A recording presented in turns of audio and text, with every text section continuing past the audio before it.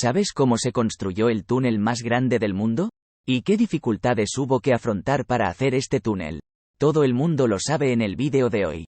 Este túnel que están viendo no es un túnel ordinario, pero es el túnel más grande del mundo que pasa bajo el mar. Este túnel de 50 kilómetros de largo construido a 250 pies bajo la profundidad del mar es el megaproyecto que los ingenieros llaman la séptima maravilla del mundo. La razón principal de esto es su construcción. 13.000 trabajadores trabajando juntos en condiciones extremadamente difíciles y excavando una parte de la tierra que soporta el peso de todo un océano. Incluso un pequeño error puede inundar el túnel y enterrar tanto al hombre como a la máquina para siempre, también en cuestión de segundos. Hace unos 13.000 años, la última edad de hielo separó las actuales Inglaterra y Francia. La razón de su separación es esta parte del mar, que hoy también se llama el Canal de la Mancha. Por cierto, este canal es bastante ancho, pero se vuelve bastante angosto en este punto, y es aquí donde Francia e Inglaterra se distancian 33 kilómetros entre sí. Se han hecho intentos muchas veces en la historia para cerrar esta brecha. Pero estos experimentos se detuvieron después de que se perdieran muchas vidas. Porque la tecnología probablemente era bastante limitada en ese entonces. Pero a finales del siglo XX, con el avance de la tecnología, se volvió a pensar en Inglaterra y Francia por conexiones terrestres. Era la era de la década de 1980 cuando era posible hacer máquinas más grandes. Había otro desafío además de la máquina y era celebrar Inglaterra. Sí, las frías aguas del Canal de la Mancha siempre le han dado a Inglaterra una mano dura sobre sus enemigos. Desde Napoleón hasta Hitler, muchos de los enemigos de Inglaterra planearon capturarla. Pero las duras condiciones del Canal de la Mancha siempre mantuvieron pesada la carga de Inglaterra. En la Segunda Guerra Mundial, Hitler también inició un proyecto para cavar un túnel bajo el agua desde el pueblo de Calanomi en Francia.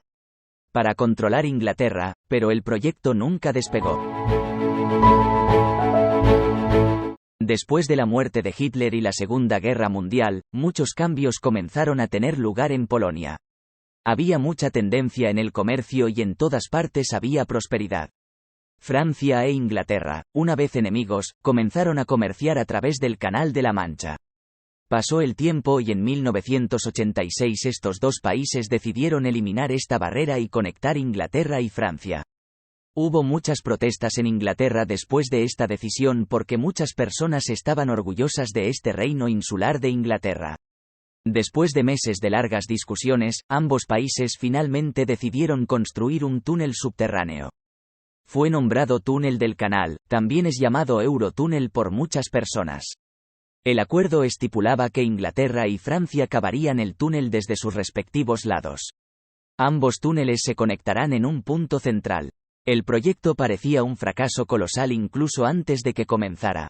La construcción de un túnel de 38 kilómetros de largo bajo el mar no era una tarea que cualquier empresa de ingeniería pudiera emprender.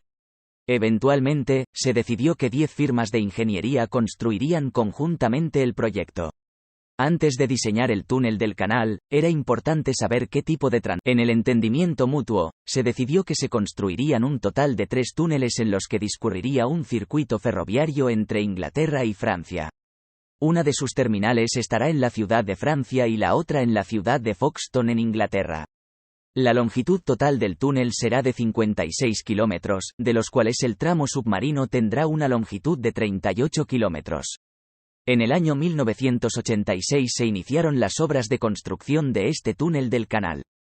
El mayor problema que tuvo que enfrentar el equipo de ingeniería fue la perforación de túneles, también conocida como TBM, ya que hasta el día de hoy no se había realizado ningún proyecto de este tipo. Por lo tanto, no se disponía de tuneladora de este tipo particular de diámetro. Primero, esta máquina tendrá que hacerse desde cero. A miles de kilómetros de distancia, en Seattle, Washington, la tarea de construir esta máquina tuneladora en particular fue confiada a Robbins Company, un experto en la fabricación de máquinas perforadoras. Una vez terminada, la máquina tendrá 800 pies de largo y pesará 1.500 toneladas con un diámetro de 50 pies.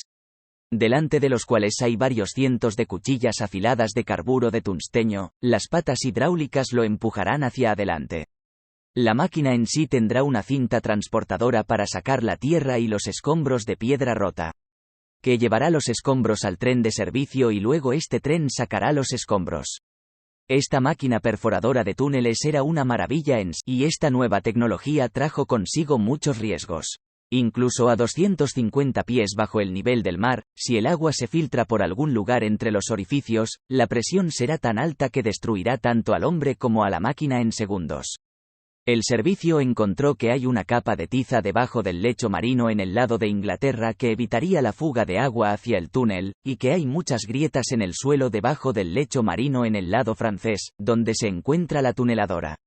No trabajará. A partir de ahí, se decidió construir una tuneladora separada para ella, que sería perforadora de túneles además de un submarino. Será capaz de soportar tanta presión de agua como los submarinos de la Segunda Guerra Mundial. Cuando se desarrolló esta máquina, trajo consigo un nuevo desafío: cómo colocarla 200 pies en el suelo. Para este trabajo, la máquina se desmontó y se desmontó una pieza por separado. Tuvo que pasar a la clandestinidad y volver a montarlo, lo que llevó meses y millones de dólares. Habían pasado 2 años desde que se inició el proyecto. En 1988 se iniciaron los trabajos de excavación en ambos lados.